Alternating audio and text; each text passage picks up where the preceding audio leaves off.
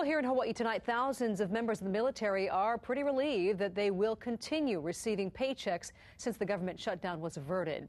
And federal attractions that were gearing up to close will stay open. That part of the story from KITV4's Kyoki Kerr.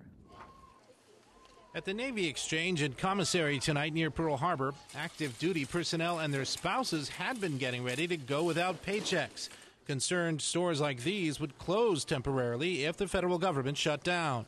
That's Navy wife Simone Coleman on the right, who was planning her 2-year-old daughter Alicia's birthday party. They called me yesterday and told me I'd have to pick up her cake today because if this shutdown happened, they were going to close, and I was just like, oh my.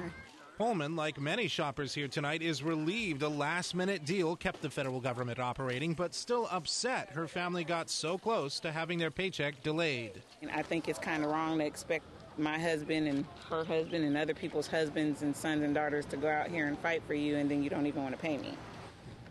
We still have to make it, too. Army Specialist Nick Klug and his wife Amy were also happy their pay won't be interrupted. It would have not been too good for us, so we're trying to go on leave, go back home, and we wouldn't have money for that. Army Sergeant Corey Stevenson said it would have been an inconvenience, but not a disaster.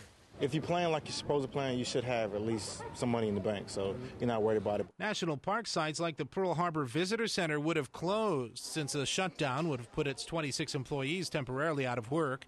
That would have meant 5,000 people who visit the USS Arizona Memorial each day would not have been able to make the trip. But a spokeswoman says the visitor center will open as usual at 7 tomorrow morning, and the first tour starts at 8. Kyoki Kerr, KITV4 News. Military members and their dependents said they're pretty happy they can keep shopping at base stores, which often offer lower prices and do not charge any tax.